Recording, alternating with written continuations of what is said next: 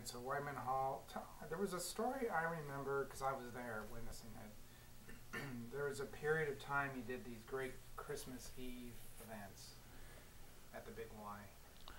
Well, we did Christmas Eve. I don't know what you're thinking, but in the organization of the program, I asked the volunteer people who were always very generous and welcoming any kind of suggestions I would make. I wanted to hang every kid should have a sock for Christmas. So in our lounge room, which was a great room, we had a big fireplace and a piano. I strung hanging wire around and hung socks, clean men's socks, usually white, around the room.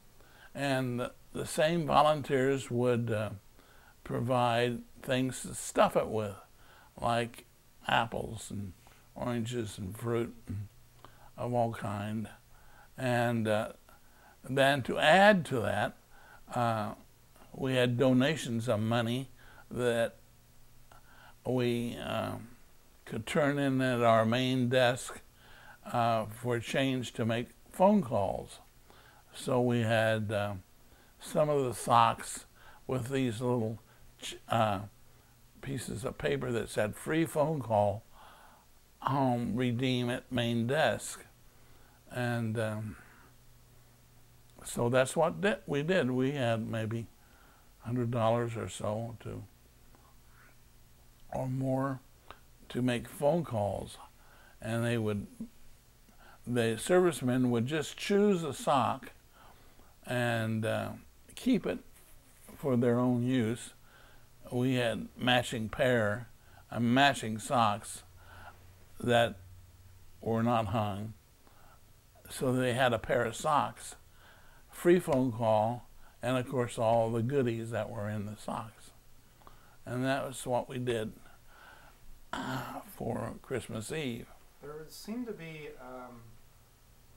a couple of phone calls you would make on stage. Yeah, well, that was part of the program. We would do almost every week.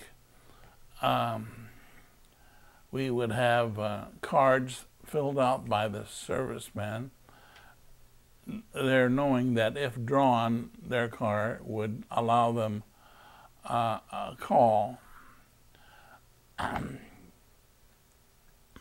So as an evening progressed, part of the program activity was to fill out the card, deposit the card in a vessel that one of the girls, GSO girls, would draw, and if you were that lucky person, you could come and make a phone call. Well, I had a phone booth, a real phone booth, one that the telephone company gave me, where you could go inside with the phone, our phone, and make the call.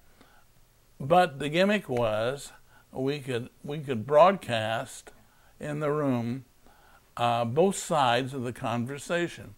Well, the GSO girl that I had chosen would dial the number as off the card that was given or selected,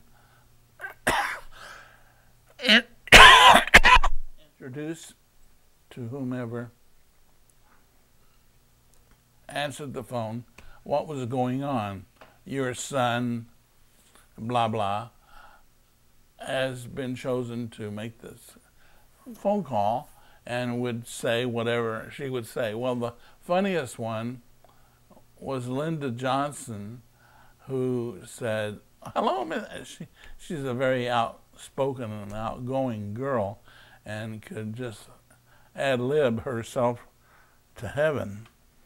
And she introduced herself to the mother of this young man as, oh, we're engaged, and thought you would like to hear whatever his name was, his comment.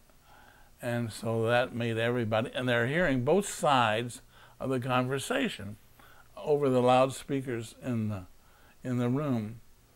So that was another one of my gimmicks, to make the evening fun. And that went on for several years. You have to remember that telephone long distance back then was terrible price. It was more expensive than it is now. Today it's cheap. Yeah, back then it was a rare gift to talk to. Yeah. So these guys would be coming off a ship to give reference to. They would come off a ship and not have communication with their parents for a year. Or less, but anyway, the young man would be given his privacy in the phone booth and allowed to speak as long as he wanted to. And we were giving him that time, which was costly, but we had the money to do it with at that time. Yeah, it was fun. And then you broadcast it. Yeah, over just PA system. Yeah, that was fun. Yeah, and some of them were emotional because they hadn't spoken to their parents in a while. It was Christmas. Yeah, it was all good timing and good programming.